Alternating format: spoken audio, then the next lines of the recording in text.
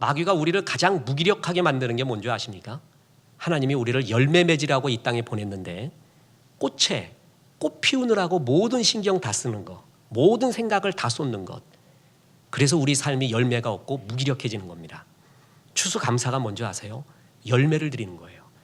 드릴 열매는 하나도 없고 내 꽃자랑만한 인생이었다. 우리는 오늘 이 말씀을 돌아보고자 하는 것입니다. 우리 인생은 두 종류의 삶이 있습니다. 하나는 꽃 인생이고 또 하나는 열매 인생입니다. 꽃 인생은 일시적이고 자기중심적입니다. 자기 자랑밖에 없습니다. 나중에 다 없어지는 겁니다. 열매 인생은 영원합니다. 생명이 있고 존재의 이유를 발견한 것이고 나뿐만이 아니라 여러 이웃을 따뜻하게 하고 먹이는 복의 근원된 삶입니다. 이 세상은 열매 인생이 아닙니다. 꽃 인생입니다.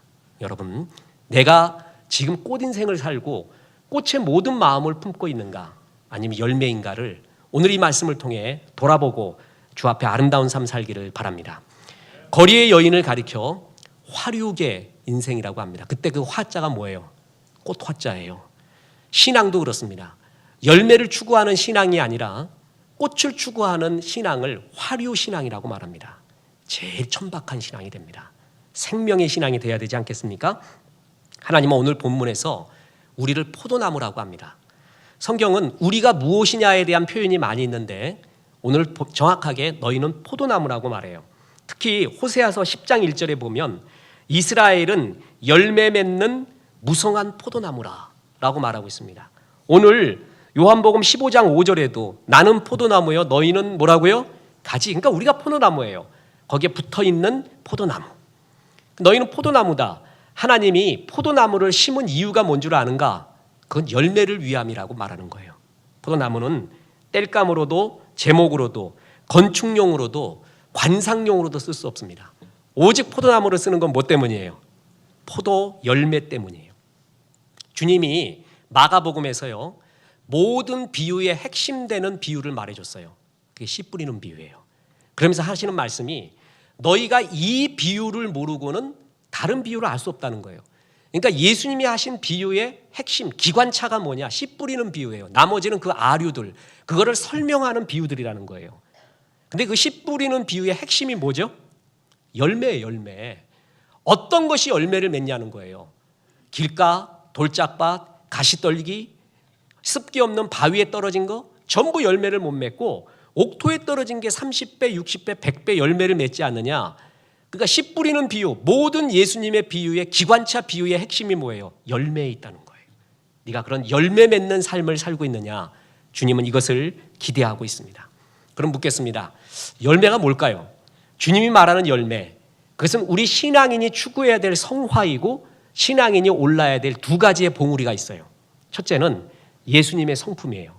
둘째는 예수님의 마음인 전도와 선교입니다. 쉽게 설명하겠습니다.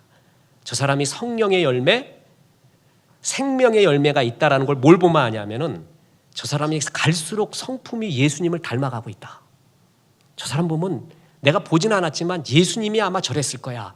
그 성품이 인격이 있느냐. 두 번째, 예수님의 마음은 땅끝까지 이르러 복음 전하는 거예요. 제자 삼는 거예요. 그래서 저 사람의 삶 가운데 전도하고 선교한 삶이 있느냐.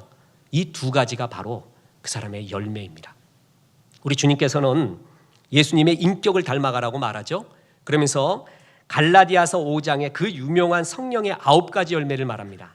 오직 성령의 열매는 사랑과 희락과 화평과 오래 참음과 자비와 양성과 충성과 온유와 절제다.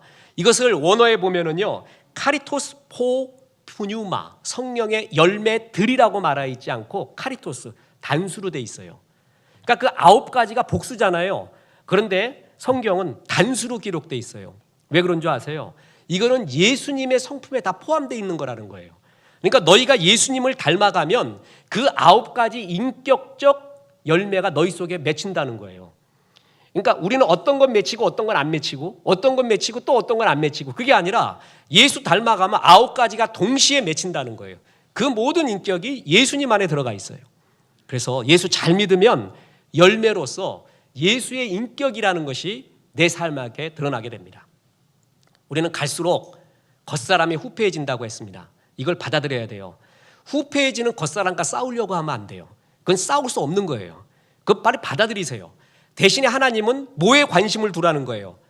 겉사람은 후패해지나 너희 뭐가? 속사람이 강건해지고 아름다워지는 거. 너의 인품이 예수를 시간이 지날수록 닮아가고 있지 않느냐. 그걸 바라봐라.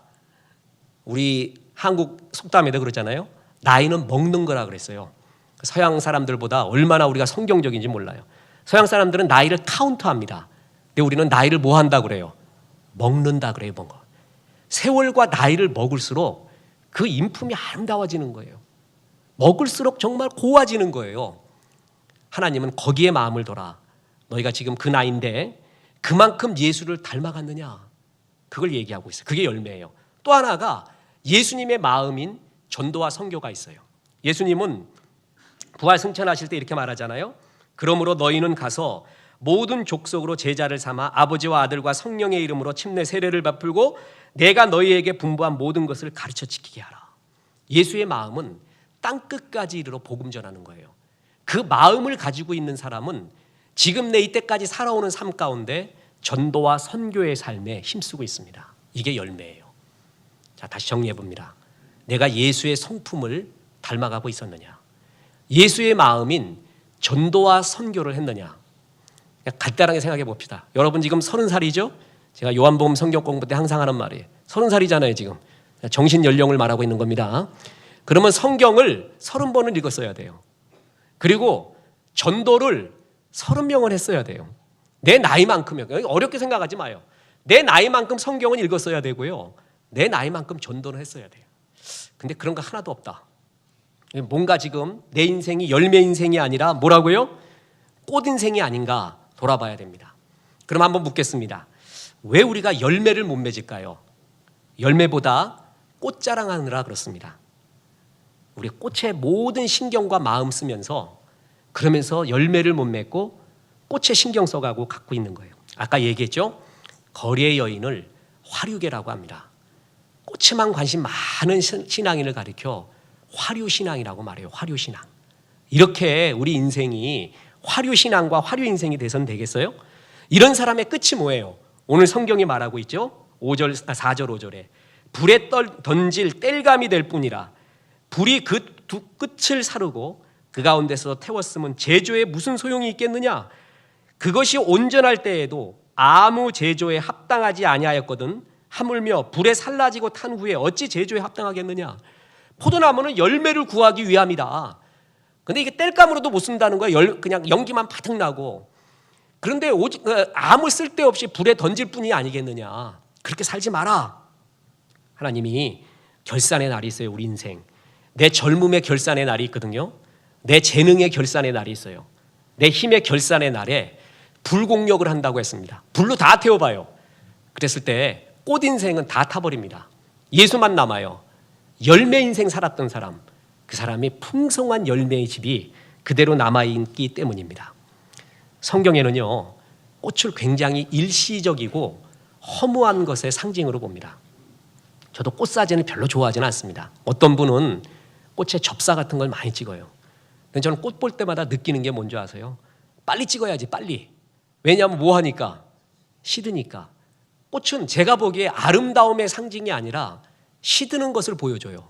꽃의 교훈은 빨리 이렇게 시든다는 거예요. 인생이. 열정도 마음도 생각도 몸도 시들어버린다. 그걸 보여주는 게 꽃 같아요. 아름다움보다는 시드고 허무한 것의 상징. 그런데 성경이 그럽니다. 성경에서 나오는 꽃은 90% 이상이 날아간다, 일시적이다, 허무한 것의 상징입니다. 보세요. 시편 103편 15절 16절 보면 인생은 그날이 풀과 같으며 그 영화가 들의 꽃과 같도다. 그것은 바람이 지나면 없어지나니 그곳이 다시 알지 못하거니와. 야고보서 1장 10절은 부한 형제는 자기의 낮아짐을 자랑할지니 이는 풀의 꽃과 같이 지나갑니다. 베드로전서 1장 24절 그러므로 모든 육체는 풀과 같고 그 모든 영광은 풀의 꽃과 같으니 풀은 마르고 꽃은 떨어지되. 없어지는 것, 상징, 그게 꽃입니다. 반면에 열매는 얼마나 적극적으로 생명이 있는 것의 표상인지 모릅니다. 오늘 읽었던 요한복음 15장에도 보면 우리를 부른 존재의 이유가 뭐예요? 15장 16절에 너희가 나를 택한 것이 아니요 내가 너희를 택하여 세웠나니 이는 너희로 가서 열매를 맺게 하고 또 너희 열매가 항상 있게 하여 내 이름으로 아버지께 무엇을 구하든 다 받게 하려 함이라. 내가 너를 택한 이유가, 지금 이 자리에 앉혀서 하나님 말씀을 주는 이유가 뭐라고요? 열매 맺기 위해서래요. 그때 영광이 있으리라. 우리가 요셉을 가장 아름다운 복된 삶이라고 말하고 있지 않습니까?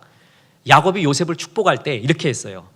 요셉은 무성한 가지, 곧 샘 곁에 무성한 가지라. 그 가지가 담을 넘었다. 우리는 나도 해석하지 못하는 인생 살거든요. 요셉은 그 가지가 담을 넘었대요. 근데 그때 그 가지라는 말이요, 파라라고 말하는데 이것의 원어의 뜻이 뭔지 아세요? 열매를 맺은 가지, 열매를 맺다예요. 그래서 공동번역 성경에는 요셉은 무성한 가지 이렇게 말하지 않고 요셉은 열매가 주렁주렁한 가지 이렇게 표현했어요. 마른 가지가 아니라 열매가 주렁주렁 맺힌 가지. 이게 얼마나 축복된 삶입니까? 우리가 지금 포도나무 비유를 보고 있잖아요. 예수님이 이와 똑같은 비유를 무화과 나무 비유로 얘기했어요. 무화과라는 말 뜻이 뭐죠? 꽃이 없다. 아예 꽃이 없는 건 아닙니다. 그런데 무화과를 심은 이유는 꽃이 아니라 뭐에 있다는 거예요? 열매에 있다는 거예요. 옛날에 그 투코리안즈라는 그 듀엣이 있었습니다. 이거 지금 아는 사람은 꽤나 나이 드신 분이에요. 모르는 사람은 젊다고 생각하면 됩니다. 거기에 이런 노래가 있어요. 벽오동 심은 뜻은 봉황을 보잡더니 어이타 이렇게 나가요. 벌써 아시는 분들은 아세요. 벽오동을 심은 이유는 뭘 보기 위해서예요? 봉황이에요. 무화과와 포도나무를 심은 뜻은 뭐예요? 열매를 위함이에요. 그런데 무화과의 이파리만 무성해요. 포도나무에 그냥 꽃만 펴요. 열매가 없어요. 어찌하면 좋겠습니까? 하나님은 이것을 한탄하는 것입니다. 사단이 우리의 꽃 같은 인생, 정말 멋있는 인생을요 무기력하게 만드는 방법이 있어요. 열매 아닌 꽃을 추구하게 만드는 거예요. 예수님부터 시험을 했습니다. 그래서 어떻게 하냐면 예수님을 성전 꼭대기에 올려가요. 그리고 떨어지래요. 천사가 받쳐줄 거야. 그러면 내가 성전에서 떨어졌는데도 살아있는 지저스 크라이스트 슈퍼스타를 선전하마. 우리 한번 뽀대나게 살아보자. 최고의 인기 스타가 될 거야. 한번 해보자. 예수님을 그렇게 시험했어요. 예수님이 이 땅에 오신 목적은 성전에서 뛰어내려서 지저스 크라이스트 슈퍼스타가 되는 게 아니죠. 예수님이 이 땅에 오신 목적, 열매, 비전이 뭐예요? 십자가에서 우리 죄를 위하여 죽으시는 거예요. 그런데 그 목적을 싹 바꿔버려요. 뭘로요? 꽃으로 바꿔버리는 거예요. 그 십자가의 열매가 아닌 스타가 되라는, 최고의 지저스 크라이스트 슈퍼스타가 되라는 그런 꽃 인생으로 살짝 변화시키는 거예요. 열매 인생이 아닌 화료 인생으로 변화시켜요. 그렇게 시험을 줘요. 우리도 하나님이 각자에게 주신 주의 목적과 열매가 있어요. 뜻이 있어요. 그거를 보지 못하게 하고 꽃 인생으로 자꾸 우리를 유도해 가요. 이게 우리를 가장 무기력하게 만드는 사단의 무기라는 것입니다. 장로교의 효시라고 하는 존 칼빈이 있습니다. 이 사람의 삶의 모토가 뭔지 아세요? 솔라 데오 그라티아. 우리는 그라티아만 빼고 중창단이 있잖아요. 솔라 데오. 거기서 나온 거예요. 오직 주께 영광을. 그래서 죽을 때 뭐라 그러냐면은 내 묘비도 쓰지 말래요. 사람들이 나 쳐다볼까 두렵다. 주님을 바라봐야 되는데 내 무덤가에 내 묘비 보고 은혜 받고 이 사람 위대하다고 말하는 거 듣기 싫다. 오직 주께 영광. 정말 멋진 사람 아니에요? 근데 우리는 오직 나만 바라보길 원해요. 내가 스타가 되길 원해요. 그게 꽃 인생입니다. 이제 중요한 말씀을 드리려고 합니다. 여러분 우리 자신 돌아보십시오. 내가 꽃 인생이었는가? 열매 인생이었는가? 그러면 열매를 맺기 위하여 우리가 해야 될 일이 있습니다. 이건 중요한 것입니다. 그것은 세상에 노출되는 것보다 주님께 더 노출되십시오. 주님의 문화의 역사에. 그리고 주 앞에 붙어 있으십시오. 붙어 있다 노출된다 똑같은 말입니다. 이게 노출의 법칙이에요. 제가 설교 시간에 제일 많이 말하는, 요즘 말하는 것 중에 하나가 자리의 원리 아닙니까? 우리 본질은 다 똑같아요. 다 그놈이 그놈이고 그 여자분이 그 여자분이라고 말했어요. 본질은 똑같아요. 그가 삶이 변하는 건 뭐 때문에 그래요? 자리 때문에 그래요. 시 1편에 나오는 복된 나무는요, 시냇가에 심기웠어요. 그가 사막에 심기웠어 봐요. 똑같은 나무인데 역사가 달라요. 그런데 그가 어디에 심겨져 있어요? 시냇가에 심기었기 때문에 달라진 거예요. 본질은 똑같아요. 자리의 문제예요. 신앙이 뭔지 아세요? 떨어지지 않는 거예요. 붙어 있는 거예요. 주님 앞에. 나는 포도나무여 너희는 가지래요. 붙어 있는 것이 신앙이에요. 그게 신앙이에요. 그때가 열매를 맺고 역사를 일으켜요. 자, 15장 4절에 요한복음 뭐라 그래요? 내 안에 거하라. 나도 너희 안에 거하리라. 가지가 포도나무에 붙어 있지 아니하면 스스로 열매를 맺을 수 없음 같이 너희도 내 안에 있지 아니하면 그러하리라. 붙어 있지 아니하면 열매 맺을 수 없다고 분명히 말하잖아요. 열매를 맺는 법은 뭐예요? 붙어 있는 거예요. 꽃 인생을 많이 추구하는 사람의 특징이 뭔지 아세요? 세상에 많이 노출돼 있어요.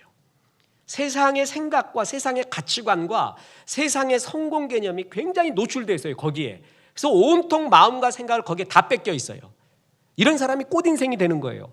그런데 하나님의 것에 자꾸 노출돼야 돼요. 그러면은 하나님이 주는 생명의 열매가 뭔가 그에 대한 관심을 갖게 돼요. 그래서 결국은 자리의 싸움이에요. 어디에 붙어 있느냐의 싸움입니다. 쉬우면서도 굉장히 중요한 거예요. 우린 세상 문화에 접할 수밖에 없죠. 어쩔 수 없어요. 그런데 뭐에 더 많이 접하라? 되도록이면 하나님의 문화, 하나님의 예배와 성령의 문화에 자꾸 접해야 돼요. 여기에 노출을 더 많이 해야 돼요. 생각과 마음을 더 여기에 집중해야 돼요. 그때 하나님의 생명의 양분을 받아들인다는 겁니다. 이게 신앙이에요. 우리는 전자제품의 시대입니다. 전자제품이 고장나잖아요. 그럼 매뉴얼을 봐요. 저는 아예 전자제품 매뉴얼 보지도 않습니다. 첫째, 봐도 뭔지 무슨 말인지를 모르겠어요. 분명히 한국말인데 왜 이렇게 모르겠어요? 오직 아는 건 카메라밖에 없어요. 카메라도 아예 매뉴얼 안 봅니다. 안 보고도 알아요. 카메라는 뭔 말인지. 근데 전자제품이 고장나면은요, 작동이 안 하잖아요. 어떤 전자제품이든 간에 제일 먼저 써 있는 게 있어요. 그게 뭔지 아세요? 콘센트가 꽂혀 있는가 보십시오. 너무 쉬운 건데요. 접속이 돼 있느냐, 불 꺼져 있느냐, 안 꺼져 있느냐 먼저 보래요. 그리고 실제 수리공이 오잖아요. 그러면 콘센트에 꽂혀 있어요. 그래도 작동 안 하잖아요. 그러면 제일 8, 90% 보는 게 뭔지 아세요? 접속을 본대요. 접속. 접속이 제대로 이루어져 있는가. 접속되면 다 된대요. 접속의 문제라는 거예요. 목회가 뭔지 아세요? 저는 이렇게 생각합니다. 성도가 하나님께 영적인 접속을 하고 있는가 안 하는가. 그걸 늘 프로그램에 접속을 해서 점검을 해가지고 그가 하나님께 붙어 있도록 해주는 것. 그게 목회라고 생각해요. 붙어만 있으면 절로 모르가 돼요. 열매를 맺힌다는 거예요. 우리 속담에 제가 설교에 많이 인용하는 말이 있죠. 걷는 분 옆에 뭐가 있다? 뛰는 분이 있다. 자꾸 제가 놈이라 그러니까 분으로 해달래. 그래서 분으로 하기로 했습니다. 걷는 분 옆에 뭐가 있어요? 뛰는 분이 있고 뛰는 분 위에 뭐가 있어요? 이게 속담의 한계예요. 성경은 더 나가요. 나눈 분보다 더 뛰어난 분이 있어요. 나눈 분, 목 잡고 있는 분. 이 사람은 나눈 분이 쎄빠지게 흔들리면은 풍경 다 구경해. 좋다 좋다. 와이아르키토브 보시기에 좋았더라. 그러고 난 다음에 내릴 때 살짝 뛰어내리면 돼요. 이게 정말 역사하는 사람이에요. 생각해 보세요. 파리가 미국까지 날아가요? 제주도도 못 가요. 평생을 날아봐요. 미국까지 가나. 그러나 미국까지 가는 파리가 있습니다. 어떤 파리예요? 비행기 타는 파리. 아무 일 안 들이고 앉아서 그냥 편히 잠자고 가다가 미국에 내리는 거예요. 우리가요 하나님께 접속을 하고 있잖아요. 붙어 있으면 내 수준이 아닌 하나님의 수준으로 살아요. 근데 하나님께 붙어 있지 않잖아요. 그럼 내 힘으로 살아요. 이게 얼마나 피곤한지 몰라요. 힘들어요. 신앙은 뭐냐? 붙어 있는 거예요. 붙어 있는 거. 얼마나 끈기 있게 붙여 있느냐. 그런데 보통 때는 붙어 있어요. 어느 때 안 붙어 있어요? 고난당할 때야. 그럼 이게 뭔가 하나님께 반항해요. 우리 얼마나 교만한지 하나님께 한번 맞짱 뜨재요. 그러면서 교만해갖고 떨어지는 경우가 많아요. 헨리 나우엔이라는 아름다운 영성학자가 있습니다. 이 사람이 예수의 이름이라는 저서에서 이런 말을 씁니다. 깊은 영성이란 원치 않는 곳으로 끌려다닐 수 있는 능력이다. 다시 한번 말할까요? 깊은 영성이란 원치 않는 곳으로 끌려다닐 수 있는 능력이다. 우리는 내가 원하는 방향이 있어요. 내가 원하는 곳이 있거든요. 근데 그거로만 나가면 우리는 망합니다. 하나님 그걸 알고 있어요. 그래서 하나님이 어떨 때는 나를 원치 않는 곳으로 끌고 가요. 그럴 때 글로 끌려다니는 능력, 그게 영성이래요. 쉽게 이야기할까요? 이건 내가 원하던 길이 아닙니다. 내가 원하던 답이 아닙니다, 주님. 이런 것은 아닙니다. 이건 아닙니다. 그래도 하나님이 끌고 가잖아요. 아멘하고 붙어 있는 거예요. 그래도 내가 지금은 이해하지 않지만 주님 언젠가 맞을 수 있습니다 하고 끌려다니는 능력, 끌려다니면서도 끝에 붙어 있는 능력, 그거를 영성이라고 말하는 거예요. 영성.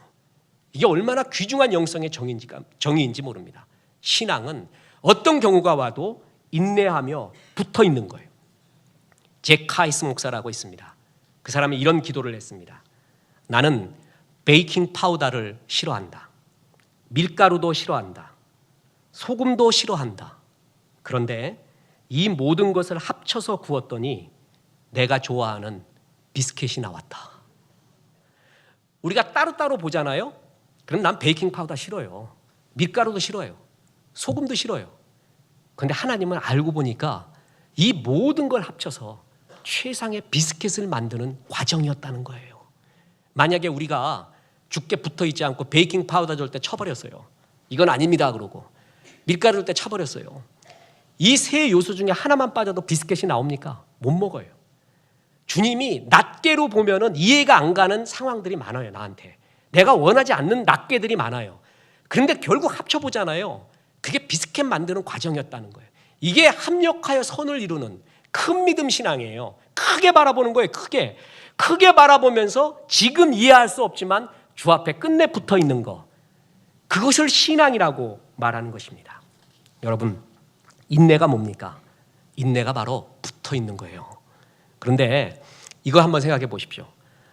저는 아직 성지순례를 가보지는 않았습니다. 우리 가는 곳곳이 다 성지니까.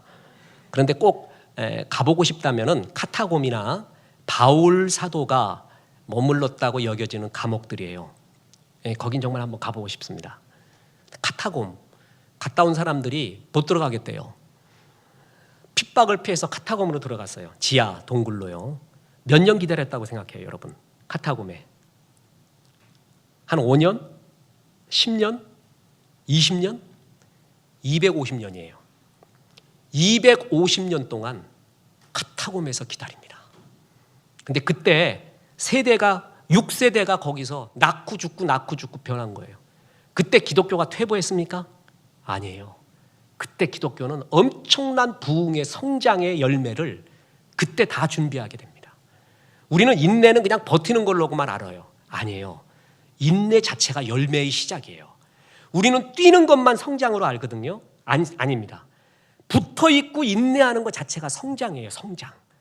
여러분이 정말 이해할 수 없는 현실, 눈물 나는 고난, 어찌할 바 모르는 상황 속에서도 죽게 붙어 있어요. 예배드려요. 그리고 기도하고 하나님 붙잡고 있어요. 그 인내 자체가 성장이에요. 어마어마한 에너지가 축적되고 있는 거예요. 그 자체를 하나님은 꼭 뛰고 깃발 꽂는 것만이 아니라 붙어있는 인내 자체를 하나님이 성장이라고 말하고 귀히 여기는 신앙이라고 말해요. 팽이 한번 보세요. 팽이가 힘없을 땐 쓰러져 있습니다. 돌 때요, 가만히 안 움직이는 것 같아요. 근데 거기에 우주의 모든 동력이 집중되고 있습니다. 안 움직이는 것 같지만 큰 힘을 발휘하고 있는 게 팽이의 힘 아닙니까? 인내가 그거와 같은 거예요.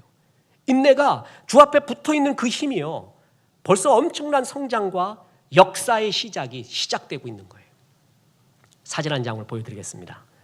저는 사진의 특성상 다큐 사진을 잘 안 찍습니다. 사람들 다큐, 그럼 그 현장으로 가야 되거든요. 그래서 그걸 찍으려면은요, 너무 힘이 들고 시간도 많이 들어요. 다큐 사진을 안 찍습니다. 여러 다큐멘터리 작가가 있어요. 그 중에 좋아하는 게 세바스티앙 살가도 같은 사람이에요.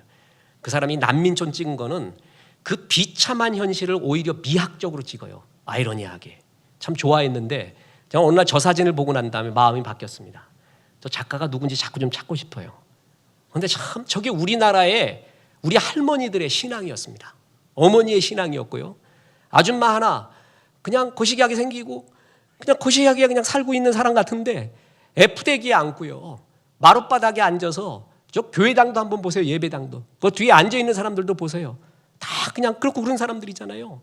이런 사람들이 기도하는 거, 눈물 뿌리며 기도하고, 그래도 이 사람은 괜찮아요. 옛날 교회에 우리 교회사를 보잖아요.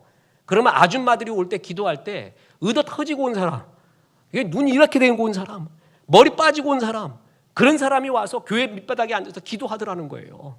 그걸 목사님들이 기록해 놓은 게 있어요. 그게 우리 한국 신앙의 저력이었어요. 저력. 또 그게 맞았어요. 그리고 가지 말라고 그래요.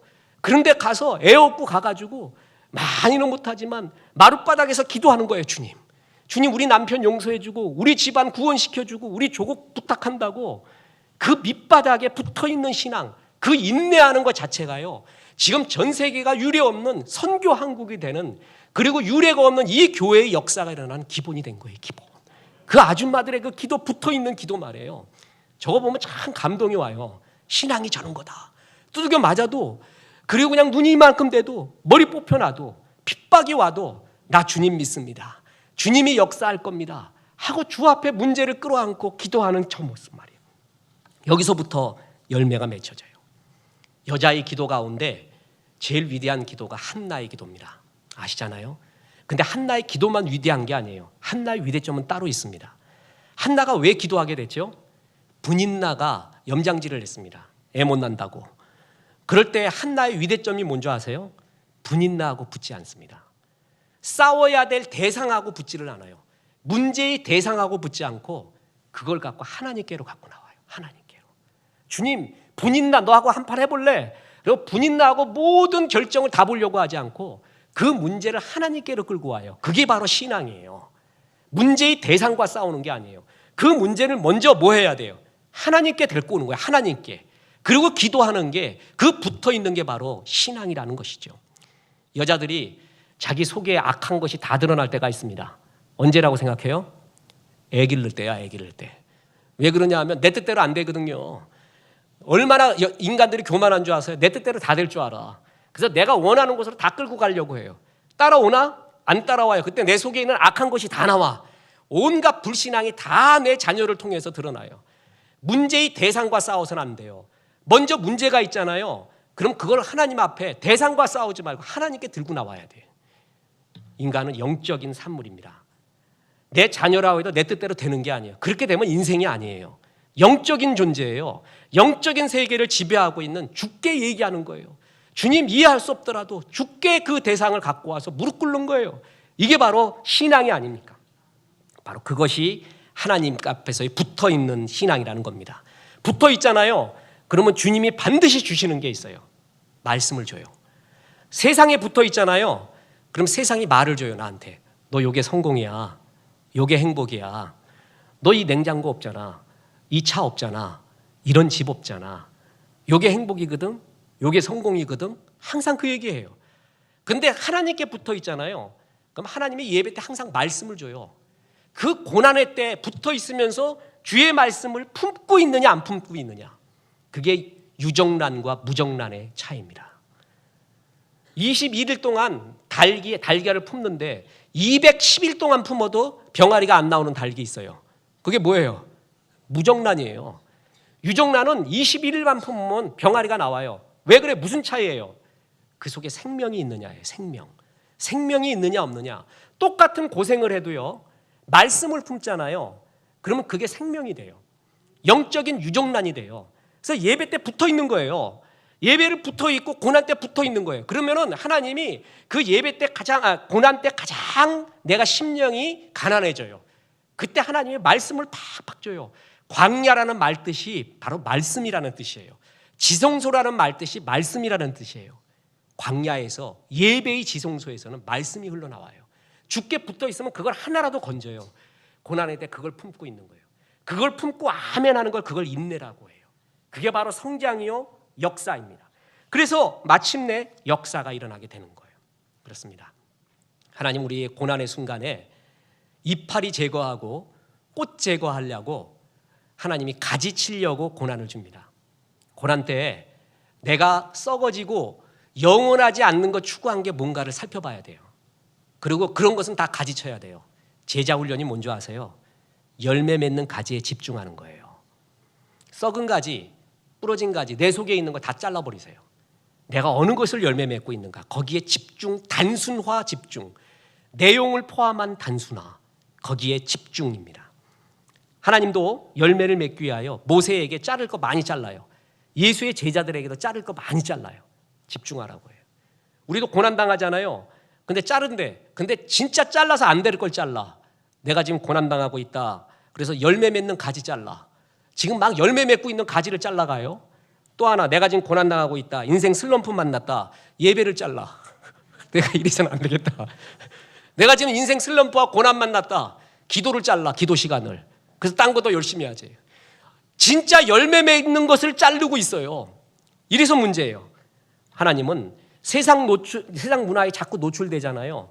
그러면 진짜 간직해야 될 걸 자르고 잘라야 될 걸 계속 간직하게끔 돼요. 그게 세상 문화의 가르침이에요. 하나님 문화는 네가 진짜 품고 있을 게 뭐냐, 열매 맺는 게 뭐냐를 가르쳐줘요. 고난의 순간. 그리고 붙어있는 거예요. 말씀 받는 거예요. 그래서 하나님 앞에 열매 맺는 것이, 그게 바로 신앙이라는 것입니다. 말씀을 맺습니다. 우리 세상 끝날 때잖아요. 그러면 두 가지의 심판이 있습니다. 하나는 네가 의의가 있느냐라는 심판받습니다. 여러분, 의의가 있어요, 없어요? 돌아봐라. 내가 아무리 나를 돌아봐요. 의의 없어요. 의의가 있는 분이 있어요. 예수님이에요. 그 예수님을 영접한 사람은 의의가 있는 거예요. 이거 없는 사람은 어떻게 돼요? 지옥을 갑니다. 영원한 불못. 그리고 이미 하나님 앞에 섰어도, 이렇게 천국 가서도 결산받는 게 또 하나가 있습니다. 그게 뭐냐? 하나님이 너에게 주신 것 갖고 너 뭐하고 왔느냐? 이 결산의 날이 반드시 있습니다. 너 그거 갖고 뭐하고 왔니? 주님 나한테 건강 줬습니다. 재능 줬습니다. 물질 줬습니다. 아름답게 줬습니다. 좋은 백그라운드 줬습니다. 난 그거 갖고 내 꽃 피우느라고 다 쓰고 왔습니다. 다 타고 없는 거예요. 주님, 내게 이것을 줬습니다. 난 이거 갖고 예수의 성품을 닮아갖고 많은 사람을 주 앞으로 돌아오게 하는데 쓰임받았습니다. 이 결산의 날이 오고야 맙니다. 성경에 너희는 면류관 받는다고 했어요. 그래서 5가지 면류관을 말해요. 고린도전서 9장에는 썩지 아니할 면류관, 데살로니가 2장에서는 기쁨의 면류관, 요한계시록 2장에서는 생명의 면류관, 디모데후서 4장에는 의의 면류관, 베드로전서 5장에는 영광의 면류관, 면류관이 5개가 있어요. 그중에 데살로니가 전서에 나오는 기쁨의 면류관이라는 게 있어요. 2장 19절에 우리의 소망이나 기쁨이나 자랑의 면류관이 무엇이냐? 그가 강림하실 때 우리 주 예수 앞에 있는 너희가 아니냐. 기쁨의 면류관이 뭔지 아세요? 전도한 그 영혼. 그게 바로 기쁨의 면류관이래요. 주님 앞에 갔더니 이럽니다. 얘야, 네 면류관 한번 보여주마 하고 나로 인해서 전도했던, 예수 믿었던 사람을 수없이 보여줘요. 이게 너의 영광이야. 너의 기쁨이야.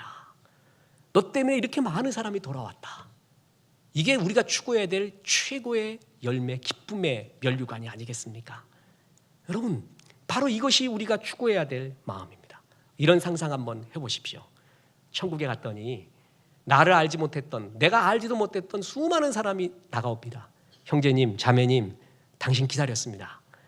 당신이 파송한 선교사 때문에, 당신이 했었던 전도 한마디 때문에, 주었던 전도지, 당신이 이끌고 왔던 교회의 그 자리, 그것 때문에 내가 구원받았습니다. 이게 천국에 와 있었습니다. 당신을 기다렸습니다 하는 사람이 수없이 많이 있어요. 천국에. 얼마나 영광스럽겠어요. 그걸 기쁨의 면류관, 너희가 얻을 최고의 기쁨과 영광이라고 말하고 있어요. 야, 면류관 바로 너희다. 전도한 바로 너희다. 하나님이 이렇게 나라에게 기쁨 주기 위하여 재능도 주고 힘도 주고 역사도 줬는데, 지금 이 나이 되도록 나로 인해서 주 앞에 돌아온 사람이 한 분도 없다. 무슨 인생을 살았다는 거예요? 꽃 인생을 산 겁니다. 부끄러워하십시오. 그리고 돌아봐야 돼요. 하나님, 추수감사절 날 제가 돌아보니 꽃 같은 인생만 살았습니다. 열매 인생을 못 살았군요. 주님 앞에 열매 인생으로 살기 원합니다. 얼마 남지 않는 나의 인생, 주 앞에 영원한 것 추구하는 인생 되기 원합니다. 꽃 인생 추구하잖아요. 스스로가 허무해요. 스스로가 쫓겨요. 마음에 평강이 없어요. 불안해요. 왠지 모르는 존재의 불안이 있어요. 열매를 추구한 인생은 갈수록 넉넉해집니다. 자연스러워집니다. 사랑하는 여러분, 지금 늦지 않았습니다. 혹여 우리가 꽃 인생을 살았다면 열매 인생으로 바꿉시다. 그래서 내 이 시간 이후에 감사절 드리면서 내년 추수감사절에는 하나님 앞에 드릴 열매를 정말 가져와 봅시다. 그래서 주님, 내 인격이 1년 사이에 이렇게 변했습니다. 그리고 나로 인해서 전도하고 선교한 영혼들을 주 앞에 드립니다. 누구누구를 위해 기도합니다. 누구누구가 지금 어디서 선교회에서 예배드리고 있을 겁니다. 그들을 위해 기도합니다. 하나님 받으시옵소서. 그게 예배예요. 주님 받으시옵소서. 주님 이걸 받으시옵소서. 그게 예배입니다. 이러한 열매 인생 사시기를 주 예수의 이름으로 축원합니다.